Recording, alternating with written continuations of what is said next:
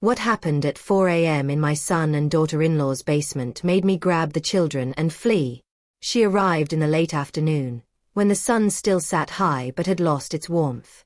The house looked the same from the outside. Same paint. Same narrow steps. The same small toys scattered near the door. She told herself that nothing had changed. Not really. She had been here before, many times. Still, something about the quiet made her pause before knocking. Hit that subscribe button and tap the bell icon so you never miss our latest uploads. The door opened after a few seconds. Not too long. Not rushed either. Just enough time to make her notice. Her son smiled and hugged her, warm and familiar. His arms felt the same. His voice sounded the same. He asked about her drive, took her bag, and stepped aside to let her in. Inside, the house smelled clean, almost too clean. A sharp mix of soap and something else she could not name. The living room was tidy in a way that felt practiced. No clutter. No half-finished projects. The curtains were drawn even though the sun was still out. She glanced toward the windows, then told herself it was nothing. Some people liked dim rooms. Her daughter-in-law appeared from the kitchen with a polite smile. The kind that showed teeth but did not reach the eyes. She offered a quick greeting and went back to stirring something on the stove. The sound of the spoon scraping the pot felt louder than it should have. The children were there too. Sitting on the floor, side by side. They did not run up to hug her like they used to. They did not shout her name or fight over who would sit next to her. They looked up, waved, and then went back to their toys without a word. She laughed softly and said they must be tired. Long week at school, she guessed. No one corrected her. They helped her settle into the guest room. The bed was made tight, corners tucked in sharp. Her bag was placed neatly against the wall. Even the small lamp on the table was lined up straight with the edge. She remembered times when this room had been used for storage. Clothes piled on a chair, boxes half open. Now it looked like a room in a hotel. When she came back out, she noticed a door at the end of the hall was closed. She could have sworn it used to stay open. She asked about it in a light tone, not really expecting an answer. Her son said it was nothing. Just storage. The house was getting crowded, he joked. Dinner was quiet. Not awkward exactly, but careful. Every word seemed measured. Questions were answered briefly. Jokes ended quickly. When she tried to bring up old memories, the laughter faded too fast, like someone turning down a radio. The children ate without complaint. No spills. No arguing. They finished their food and waited, hands folded, until they were told they could leave the table. That was new. She almost commented on it but stopped herself. Maybe they were just behaving because she was there. After dinner, she offered to help clean up. Her daughter-in-law declined right away. Too quickly. She insisted everything was under control and guided her back toward the living room with a gentle but firm hand. The television came on, volume low. A show played, but no one really watched it. The children sat on the couch, close together, eyes fixed ahead. When one of them shifted, the other followed, like they were moving as a pair. She noticed then that the back door had a lock she did not remember. Thick. Heavy. She watched as her son checked it before sitting down. He caught her looking and smiled again. Said the neighborhood had changed. Better safe than sorry. Later, as the evening stretched on, she excused herself to use the bathroom. On the way, she heard voices from the kitchen. Low. Rushed. She could not make out words, only tone. When she stepped closer, the voices stopped. She stood there for a moment, hand on the wall, then shook her head. She was being silly. Families whispered sometimes. Houses had locks. Children went through phases. Still, when she returned to the living room, she noticed the children were no longer there. Her son said they were playing downstairs. She felt her chest tighten without knowing why. Downstairs meant the basement. She asked if she could say good night to them. Her daughter-in-law answered before her son could speak. Said the basement was a mess. Boxes everywhere. Tools out. Not safe. The kids would come up soon. The words were casual, but the way they were said felt rehearsed. Like a line delivered many times before. She nodded and sat back down. That night, she lay awake longer than she expected. The house settled around her, making small sounds. Pipes ticking. Floorboards shifting. Once, she thought she heard a soft thump from below. Then another. She held her breath and listened. Nothing followed. In the morning, she woke early. Sunlight barely slipped through the curtains. The house was quiet again. Too quiet for a home with children. She got dressed and stepped into the hall. The door at the end was still closed. She reached for the handle without thinking, then stopped. She could hear movement behind it. A low hum, like a machine running. She stepped away and went to the kitchen instead. Her daughter-in-law was already there, making breakfast. She smiled, asked how she slept. The answer seemed expected. The children came in a few minutes later. Clean. Changed. Hair brushed. They said good morning in unison. Their voices were flat, like they were reading from memory. She knelt to hug them. They were stiff at first, then relaxed just enough to make it feel worse. One of them glanced toward the hall, eyes wide, before pulling back. Breakfast passed much like dinner had. Quiet. Controlled. When she asked what they planned to do that day, her son said they would keep it simple. Stay in. Too much going on otherwise. She offered to take the kids to the park. Fresh air would be good, she said. Both adults exchanged a look. A quick one, but clear. Maybe another time, her son replied. As the morning went on, she tried to help around the house. Each time, she was gently redirected. Each time, the same excuse. Everything was fine. Everything was handled. At one point, she heard a sound from below again. A short cry, quickly cut off. She froze. The adults did not react. She asked if everything was okay. Her daughter-in-law said yes. Smiled. Said the heater made strange noises sometimes. She wanted to believe that. She spent the afternoon reading on the couch, though she turned the same page again and again without noticing. Her thoughts kept drifting to the basement. To the locked doors. To the way the children moved and spoke. When evening came, she felt tired in a way that sleep would not fix. She told herself she was just out of routine. Just visiting. Just a guest. Still, when the basement was mentioned again, this time as a joke about clutter, she felt her stomach drop. She laughed with them. She nodded. She said nothing. But inside, a quiet voice told her this visit was not as normal as it seemed. And that whatever was behind that basement door was not just a mess. She woke suddenly, not sure what had pulled her from sleep. The room was dark, heavy with stillness. For a moment, she thought she had been dreaming. Then she heard it again. A soft thud. It came from below her, faint but steady, like something being set down carefully on a hard floor. She held her breath and listened. The house itself was quiet. No wind at the windows. No footsteps in the hall. Just that sound, far away but real. She checked the clock on the bedside table.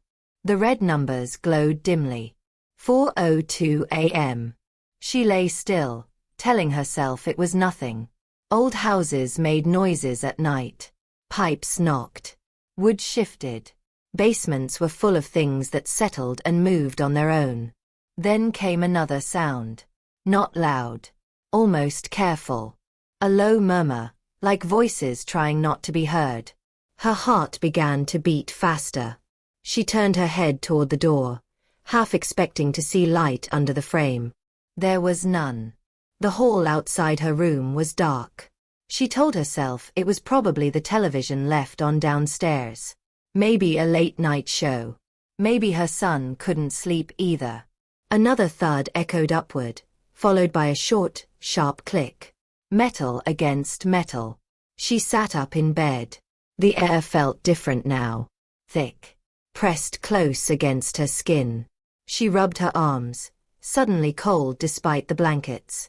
She waited for the sounds to stop. They didn't. Instead, a faint hum joined them. Steady. Even. Like a machine running on low power. She closed her eyes and counted slowly, trying to calm herself. 1, 2, 3. She had driven long hours the day before. New bed. New sounds. Her mind was filling in gaps that weren't there. But the hum continued. She slipped out of bed and padded softly across the room. The floorboard near the door creaked, and she froze, listening. Nothing changed. The sounds below went on, as if they hadn't noticed. She opened the door a crack and looked into the hallway. Dark. Empty. The door at the end of the hall, the one that led to the basement, was closed. A thin line of light glowed beneath it. Her stomach tightened. She stepped into the hall, careful to place her feet where the floor wouldn't complain. The house felt different at night. Larger. Colder. The walls seemed closer together, like they were leaning in. She reached the railing at the top of the stairs and looked down toward the living room. No lights were on. The couch sat empty. The television was dark. The sounds were definitely coming from below. She leaned closer to the basement door. The hum was clearer now. So were the voices. Still muffled, but close enough that she could tell there was more than one. She could not make out words. Just tone. Low. Tense. Controlled. She rested her hand on the door. It was warm. She pulled her hand back as if she'd been burned. That was when her instincts, the ones she had learned to trust long ago, stopped whispering and started shouting. Something was wrong. She thought of the children. Their quiet voices. Their stiff hugs. The way they had looked toward the hall that morning. Her heart began to pound so hard she was afraid it might give her away. She stood there, torn between fear and the need to know. If she went back to bed now, she knew she would not sleep. Every sound would feel louder. Every thought darker. Slowly, she reached for the handle. It didn't turn. The basement door was locked. She swallowed hard. They hadn't mentioned that part. The hum below shifted, rising slightly, then settling again. A new sound followed. A dragging noise.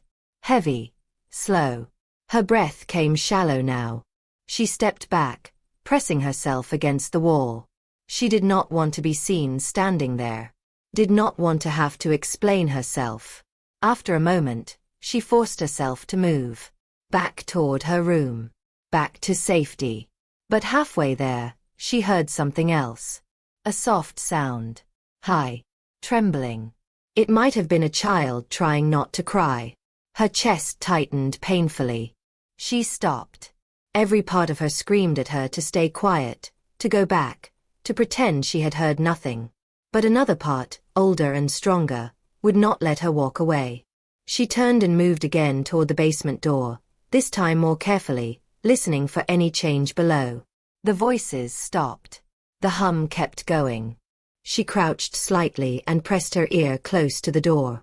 The sound was clearer now. The machine hummed like something meant to run for long periods. The air near the crack beneath the door felt warm, almost damp. She straightened quickly when she heard footsteps on the stairs above. Her son appeared at the end of the hall. They stared at each other in the dim light. For a moment, neither of them spoke. He asked if she was okay. His voice was calm. Too calm. She said she couldn't sleep. Said she thought she heard something. He smiled, but his eyes searched her face, measuring. He said it was probably the old water heater. Said it acted up at night.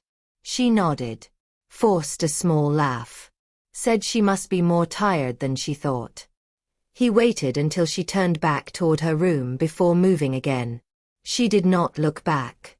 Once inside, she closed the door gently and leaned against it. Her legs felt weak. Her hands were shaking. She climbed back into bed and pulled the blanket tight around herself. The sounds continued. The thuds grew softer, farther apart. The voices returned briefly, then faded. The hum never stopped. She stared at the ceiling until her eyes burned. Time passed strangely after that. Minutes stretched thin. When the sounds finally stopped, the silence felt worse than the noise. She did not sleep again. When morning light finally crept into the room, she sat up at once. Her body felt heavy, her head thick with worry. The house woke slowly. Doors opened. Water ran. Normal sounds returned, as if the night had never happened. At breakfast, no one mentioned the noise. No one looked tired. The children sat quietly, eyes down, chewing slowly. She watched them closely now. Whatever was happening in that basement, she knew one thing for certain. It was not plumbing. And it was not storage. At 4 a.m., something had been happening beneath that house. And it was still happening. She waited until the house settled again. Morning noises faded into routine. Footsteps moved upstairs, then stopped. A door closed. Water ran, then shut off. The children were taken to the living room. The television turned on low. She sat at the kitchen table, hands wrapped around a cup that had long gone cold. Her thoughts circled the same place again and again. The sounds. The hum. The locked door. The way the children avoided looking down the hall. She knew, deep down, that if she didn't look for herself, she would never forgive it. She stood slowly, forcing her movements to stay calm. She walked past the living room, smiling when she caught her son's eye. Said she was going to rest for a bit. He nodded without question. Once in the hallway, she paused. The basement door was still closed. Still quiet. The thin line of light beneath it was gone now. She reached for the handle. This time, it turned. The door opened with a soft sound, just enough to make her heart jump. A cool draft of air brushed against her face. It smelled different down there. Not damp. Not dusty. Clean but sharp. Like chemicals and metal. She stood at the top of the stairs, listening. Nothing. She stepped down carefully, one step at a time. The light switch was just inside, but she didn't touch it yet. Dim light filtered from below, enough to see the outline of the steps. The hum returned as she descended. Quieter now, but steady. When she reached the bottom, she stopped. The basement was not messy. It was organized. Too organized. Metal shelves lined one wall, neatly arranged with containers she didn't recognize. Cords ran along the floor, taped down carefully. A table stood in the center of the room, wiped clean, with markings scratched into its surface. She took another step forward. Her eyes moved slowly, taking everything in. Thick padding had been added to parts of the walls. Not insulation. Padding. Dark, worn in places, like it had been used often. Her mouth went dry. In the corner, she saw small chairs. Not toys. Real chairs. Sized for children. Bolted to the floor. Beside them were straps. Not broken. Not old. Ready. She felt the room tilt slightly and reached out to steady herself against a shelf. Her fingers brushed something cold and smooth. A control panel. Lights blinked softly. Dials were marked with tape and handwritten notes. None of this belonged in a home. Her heart pounded so loudly she was sure it could be heard upstairs. She moved closer to the table. On it lay notebooks. Pages filled with careful writing. Dates. Times. Notes that meant nothing and everything at once. Words like compliant, progress, and adjustment. Her hands shook as she turned a page. There were drawings. Not childish ones. Diagrams. She could not bring herself to look too closely. The hum came from a machine near the wall. It was smaller than she had imagined. Portable. Something that could be moved or hidden quickly. Tubes ran from it, coiled neatly, unused at the moment. She stepped back, her breath coming fast now. This wasn't an accident. This wasn't stress or bad parenting or misunderstanding. This was planned. Her gaze fell to the floor. There were marks there. Scuffs. Repeated in the same places. Like feet had been moved the same way, again and again. She pressed a hand over her mouth to keep from making a sound. The basement felt smaller now, the air heavier. Every instinct she had screamed at her to leave, to run. But her eyes caught one more thing. A small shelf. On it sat familiar items. A stuffed animal. A sneaker. A jacket she recognized. Her vision blurred. She backed toward the stairs, every movement careful. Her foot bumped a chord, and the hum shifted in pitch for a second before settling again. She froze, heart racing. Nothing happened. She climbed the stairs as quietly as she could, closing the door behind her with shaking hands. Once it was shut, she leaned against it, fighting the urge to scream. Upstairs, the house sounded normal. The television murmured. Someone laughed softly. She felt like she had stepped into a different world. Her mind raced. She thought of calling someone. Anyone. But she was still inside the house. Still being watched, even if no one knew what she had seen. She forced herself to breathe slowly. Think. She returned to the living room. Sat down. Smiled when spoken to. Her heart felt like it might break through her ribs. The children were there. So close. She watched them now with new eyes. The way they flinched at sudden sounds. The way they waited for permission before moving. The way they stayed close to each other. They were not just quiet. They were trained. Her son glanced at her. Asked if she was feeling okay. She said she was just tired. His eyes lingered on her face a moment too long. Panic crept in fully then, cold and sharp. She knew she could not confront them. Not yet. Not here. She needed time. She needed help. Most of all, she needed to get the children out. The rest of the day passed like a dream she could not wake from. Every sound made her jump. Every smile felt fake. She stayed close to the children whenever she could, touching their shoulders, smoothing their hair, grounding herself in the fact that they were still there. At one point, one of them slipped their hand into hers and held tight. She squeezed back gently. She would not leave without them. That night, as darkness fell again, she made a decision. Whatever was happening in that basement was real. It was dangerous. And it was not going to stop on its own. She did not know how yet.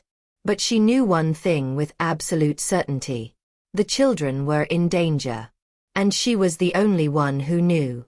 She sat very still, afraid that if she moved too quickly her thoughts would scatter. The house felt the same on the outside, but everything inside her had shifted. What she had seen in the basement would not leave her mind. It replayed in sharp pieces, fitting together with memories she had ignored. The children's silence was the first thing that returned to her. How they spoke only when spoken to. How they waited, always waited, before moving. She remembered thinking they were just being polite, that maybe they had been taught better manners. Now she understood that it wasn't manners at all. It was fear. She watched them from the kitchen doorway as they sat on the floor, coloring quietly. No fighting over crayons. No laughter. When one reached for a color, the other glanced up, as if checking whether it was allowed. Her chest tightened. She remembered something one of them had said the first evening. It had seemed harmless at the time. A soft comment about how it was better to stay where you're told. She had smiled and nodded, thinking it was just a child repeating rules. Now it sounded different. She remembered the way they froze when the basement was mentioned. How one of them had dropped a toy when the word slipped into conversation.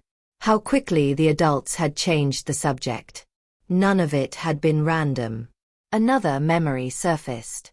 That morning at breakfast, one of the children had whispered that they didn't like loud noises. That the machine made their ears hurt. She had assumed they meant the vacuum or the lawn equipment. There was no lawn equipment. Her hands began to shake as the truth settled fully into place.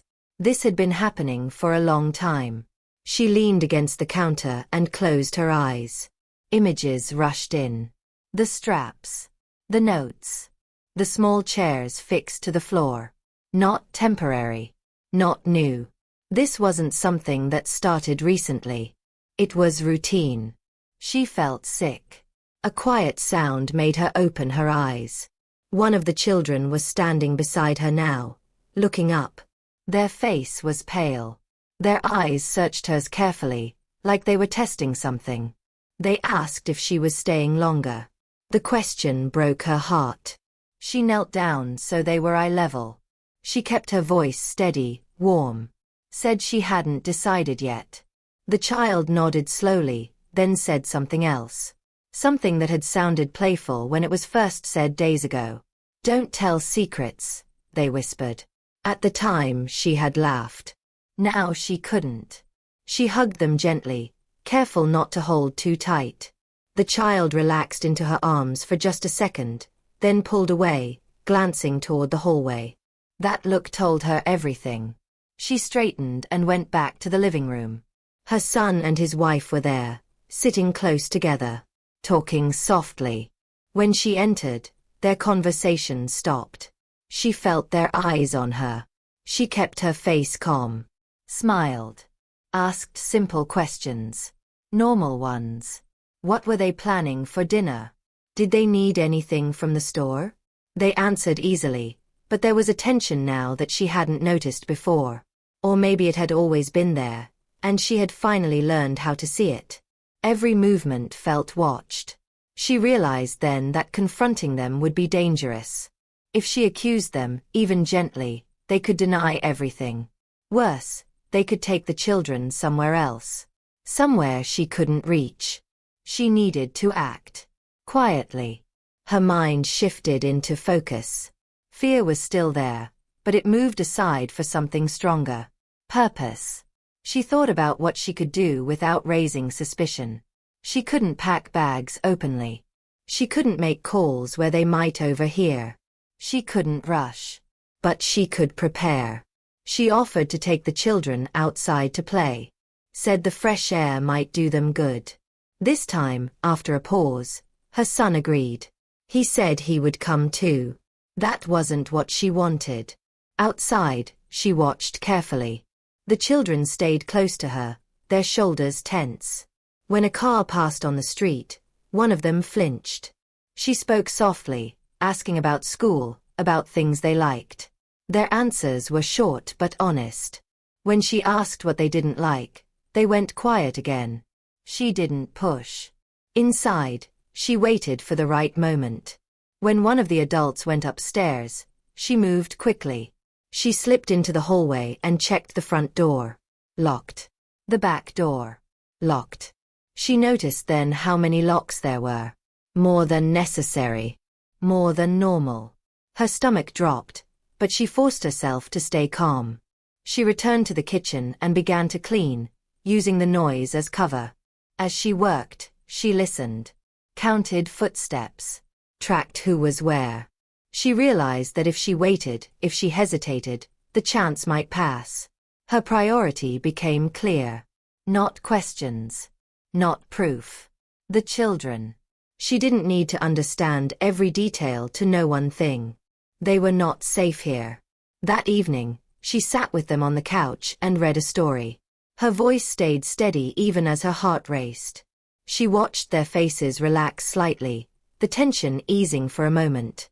She caught her son watching her from across the room. His expression was unreadable. She knew then that time was running out.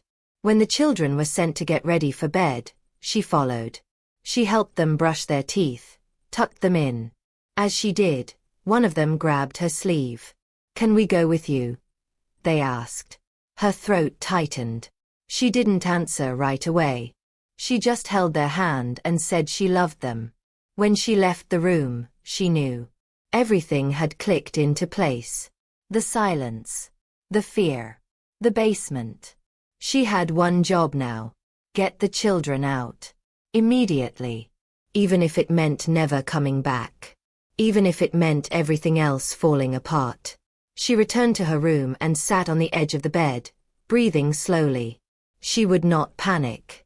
She would not fail them. Somehow, before another night came, she would find a way. Because waiting was no longer an option. And the children could not wait another day. She waited until the house fell into its deepest quiet. Not the calm kind of quiet, but the tense stillness that comes just before morning. The kind where every sound feels louder because nothing else moves. She sat on the edge of the bed, fully dressed, shoes already on. She had not slept. Every minute had been spent listening, counting breaths, measuring risk. This was it. If she waited any longer, the sun would rise. The house would wake.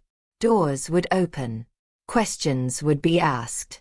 She stood and opened her door slowly, holding the handle so it wouldn't click.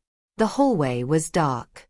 The basement door at the end remained closed, silent, like it was watching. She did not look at it.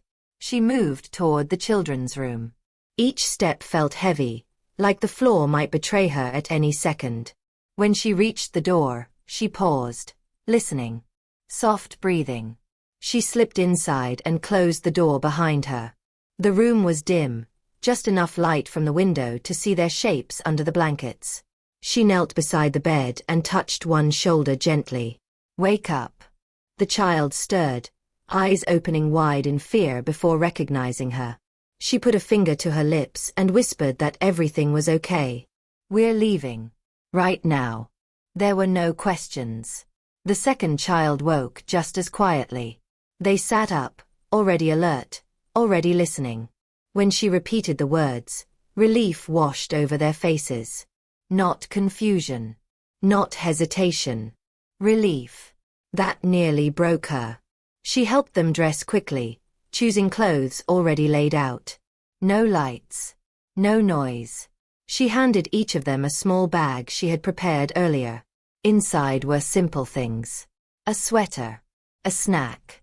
A bottle of water. Nothing else mattered. One of the children reached for a stuffed toy. She nodded yes. They held hands as they stepped into the hallway. Her heart pounded so hard she was sure it could be heard through the walls. Every shadow looked like movement.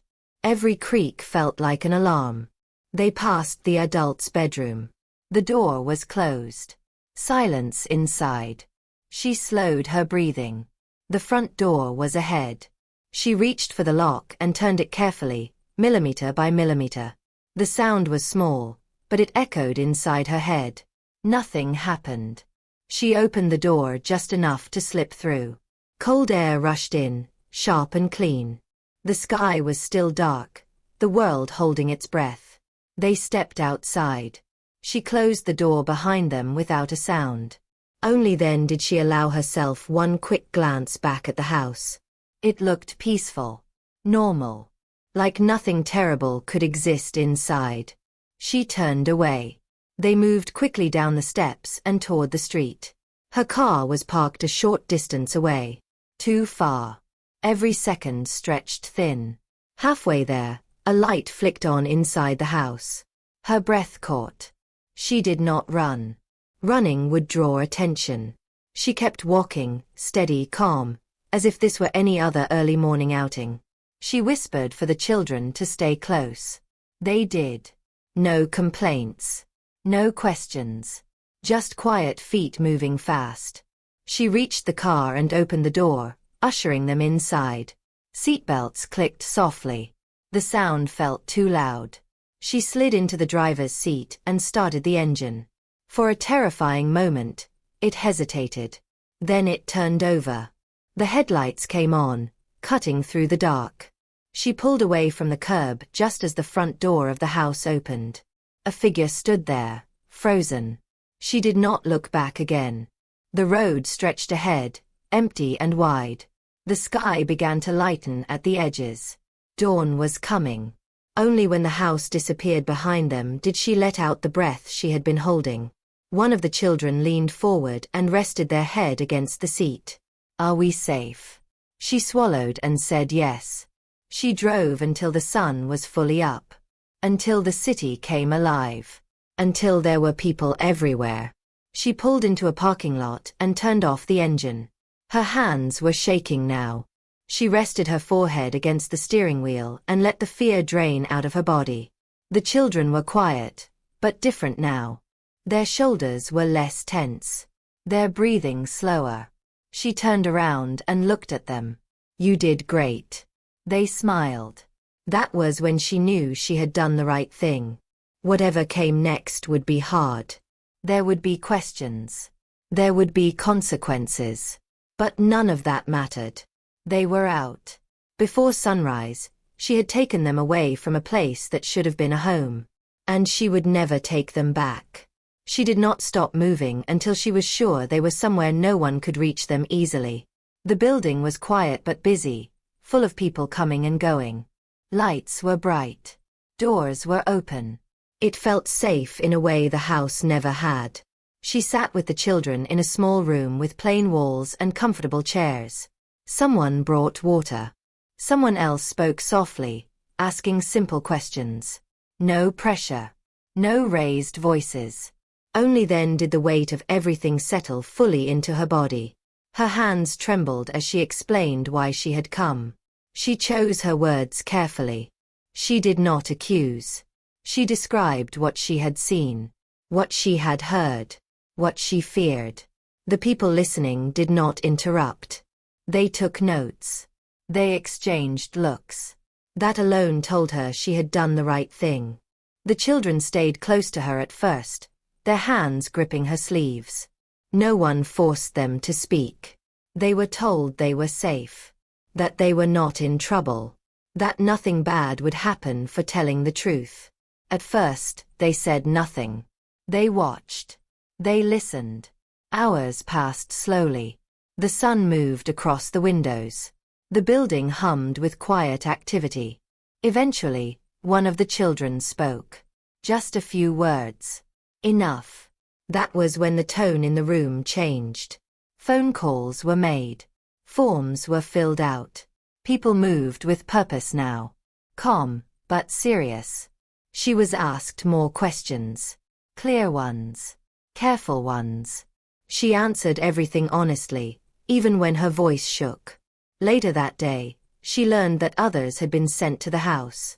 The basement door had been opened. What they found matched her description. Equipment. Records. Proof that this had not been a mistake or a misunderstanding. She felt sick and relieved at the same time. The adults denied everything at first. They said it was taken out of context. Said it looked worse than it was. Said it was for discipline, for control, for improvement. Those words meant nothing in the face of what was found. As the investigation continued, more details came to light. Purchases. Notes. Patterns.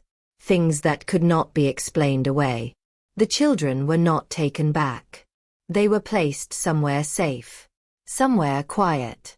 Somewhere with people trained to help them feel normal again. She stayed with them as much as she was allowed. She brought familiar things. Clothes. Snacks. The stuffed toy. At first, the children spoke in short pieces. One sentence. One memory at a time. They talked about rules. About silence. About the machine. They did not understand everything, but they knew enough to be afraid. Each time they spoke, it became a little easier. Their voices grew steadier. Their eyes met the listener's gaze for longer. She listened without interrupting. Without correcting. Without asking for more than they could give. The truth came out slowly. And it was enough. Days later, she was told that the case would continue. That there would be hearings. Evaluations. Consequences. It would take time. She nodded. Time no longer frightened her. The hardest part was over. One evening, she sat with the children in a quiet room, reading a book. They laughed at a silly part. A real laugh. Uncontrolled and bright. She had to turn her face away so they wouldn't see her cry. She knew the road ahead would not be easy. Healing never was. There would be questions the children could not answer yet. There would be nights they woke afraid. There would be moments when the past crept back in. But there would also be safety. There would be choice. There would be light. She thought back to the moment she had stood at the basement door, unsure, afraid to trust herself. She was glad she had listened to that quiet voice. Some truths are hard to face. Some are harder to ignore. She had chosen to act. And because of that, the children were no longer silent. They were safe. And that truth mattered more than anything else. The days that followed moved slowly, but they moved forward. The children were placed somewhere quiet, a place filled with light and people who spoke gently and listened carefully. The rooms were simple. The rules were clear but kind. Doors were not locked without reason. No one whispered. At first, the children stayed close to her whenever they could. They watched every movement, every expression, as if learning a new language. Safety was unfamiliar. It took time to trust that it would last. Little by little, things changed. They slept through the night more often. They asked for things without fear. They laughed louder. Sometimes they argued over small things, and she welcomed it. It meant they felt free enough to be children again. She visited whenever she was allowed. She brought familiar foods. She read stories. She sat quietly when that was what they needed. And when she left each time, it felt like pulling a piece of herself away. At night, when she was alone, the weight of everything pressed down on her. She replayed the moment she closed that front door before sunrise. The sound of the lock. The cold air. The look on the face in the doorway. That part hurt the most. Because it was her child. She had raised him. Protected him. Loved him with the fierce hope that every parent carries. Admitting what had happened felt like breaking something sacred. There were moments when doubt crept in. Quiet, dangerous moments. What if she had misunderstood? What if she had ruined everything? Then she remembered the basement. The chairs. The straps. The relief on the children's faces when she whispered that they were leaving. Doubt faded.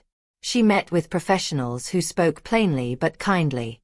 They told her that trusting her instincts had made a difference. That acting quickly had prevented further harm. She nodded and listened, but praise was not what she needed. She needed to believe that choosing one truth over another had been the right thing. Some nights, she cried for the child she had lost. Not the person he had become, but the one he used to be. The one she remembered teaching to ride a bike. The one who once ran to her with scraped knees and tears. Grief does not always come cleanly. Sometimes it sits beside relief, and the two do not cancel each other out. She learned to live with both.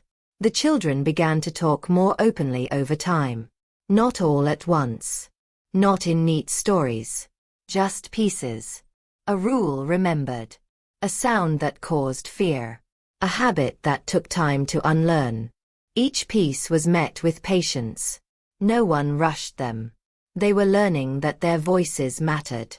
One afternoon, while walking in a small garden, one of the children took her hand and said something simple. You listened. She stopped walking. That was all. But it was everything. She thought often about the signs she had nearly ignored. The locked doors. The careful silence. The way fear had disguised itself as good behavior. She wondered how many people see things like that and turn away because it feels easier.